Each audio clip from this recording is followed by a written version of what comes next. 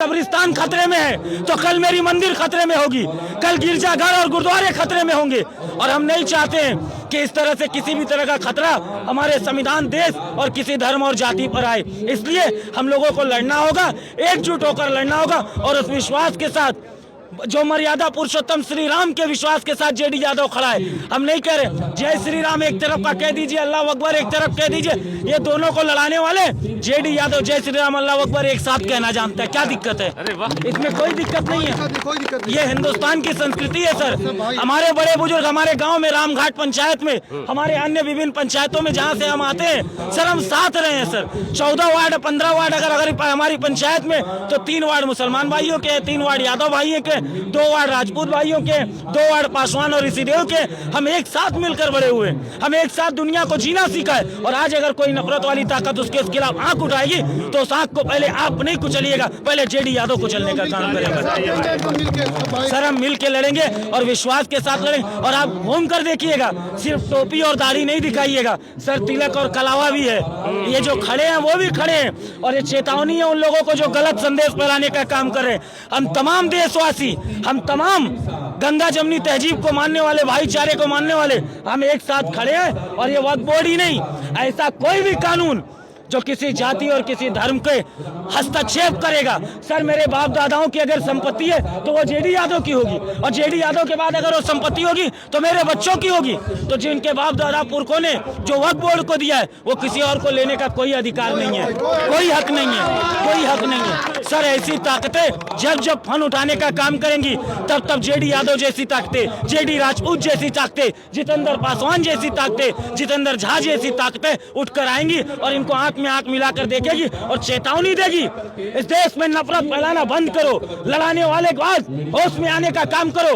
आप 272 का आंकड़ा आपके पास है, आप कानून बनाने का काम कर रहे। जिस दिन 272 का आंकड़ा हम संविधान बाबा साहेब के विचार वाले पार करने का काम करेंगे, सारे कानून बदल दिए जाएंगे। बिल्कुल, पटना का गांधी मैदान ऐसे ढेरों लोगों से भरा पड़ा है जिसके कंधे पर आपको मिलेगा ये भगवा गमछा, जिसके माथे पर आपको देखने मिलेगा एकदम प्योर रुद्राक्ष की माला, तरह की गलत भावना है, हाथ में सब कुछ है। ऐसे ढेरों लोग और ये साथ खड़े हैं मुसलमान भाइयों के, है ना? ऐसे करोड़ों भाई खड़े, एक नहीं करोड़ों भाई खड़े हैं। बिल्कुल। और यहाँ पे अगर सर्वे कीजिएगा आप, हम सारे मीडिया वाले से रिक्वेस्ट करना चाहते हैं कि ऐसे लाखों भाई को दिखाना चाहिए। बिल्कुल बिल्कुल बिल्कुल। लेकिन हमारे कुछ मीडिया ऐसे करते हैं जो ऐसे भाई को नहीं दिखाते हैं, सीधे यहाँ टोपी वाले कि मुसलमान आए। सर यही बात है, सिर्फ मुसलमान नहीं आए, सब जाति यहाँ आई है और देश यहाँ आया है, लोकतंत्र यहाँ आया है। एक और भाई आए हैं आपके साथ खड़े होने के लिए, एक और भाई खड़े होने के लिए आए हैं। देख लीजिए, देख से क्या नाम है भैया आपका? मेरा नाम नीरज यादव जी हुआ। नीरज यादव जी, डर नहीं लगता लोग आपका विरोध करेंगे जब आप गाँव जाएंगे कि तिलक लगाकर हाथ में ये कंठमाला पहनकर आप मुसलमानों दाढ़ी वालों के साथ जाकर खड़े हो गए वक्त को बचाने से? मैं आपको बता रहा हूँ कि जब हमारा इतिहास लिखा जाएगा, कल के अगर अखबारों में अगर इतिहास लिखा जाएगा, उसमें ये लिखा जाएगा कि हमने सच्चाइयों के साथ दिया था, हमने गद्दारों का साथ नहीं दिया था, हमने हिंदू मुस्लिम सिख ईसाइयों का साथ दिया था, हमने वो काफिरों के साथ नहीं दिया था जो संख्या के बल पे सदन में अपने मन चाहा कानून को लाते हैं और हमारे ईमान पे, हमारे कौम पे, हमारे अकबर पे, हमारे कौम पे ठेस पहुंचाते हैं। आज ये जनसैलाब आज हमारे ये हिंदू मुस्लिम की एकता की ये परिचय दिखाती है। आज जितने हमारे मुसलमान भाई आए हैं उसके छोटा सा ही तिहाई, लेकिन हमारे हिंदू समाज से भी लोग इस वक्त बिल को विरोध में आए, आंदोलन करने के लिए। कहाँ से आए आप? हम जम्मू जिला से झाझा विधानसभा से आए हैं। झाझा विधानसभा जी, इन लोगों के साथ खड़े हैं। बिल्कुल, हम हर रक्त बहा देंगे, पूरे देश के साथ में खड़े हैं। हम इन लोगों के ये संविधान बचाने के जरूरत के बिल के लिए है।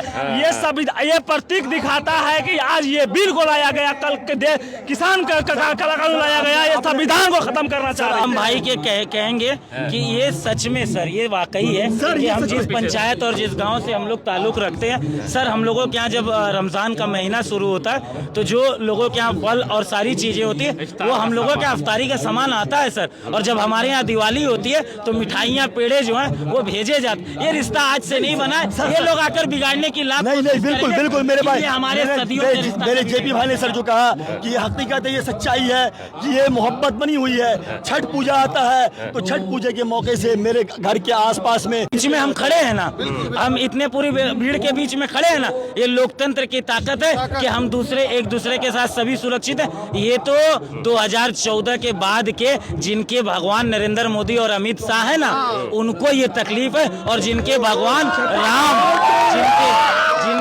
जिनके भगवान मर्यादा पुरुषोत्तम श्री राम है, जिनके भगवान सीतामढ़ी की माँ जानकी माता सीता माता है, जिनके भगवान बजरंग बली हैं, जिनके भगवान हमारे यदुकुल शिरोमणि श्री कृष्ण है, सुदर्शनधारी श्री कृष्ण है, हम लोग वो भगवान वाले हैं जो एक रहते हैं। वो तो 2014 के बाद दो भगवान पैदा हुए, वो दो भगवान जिसके भगवान होंगे।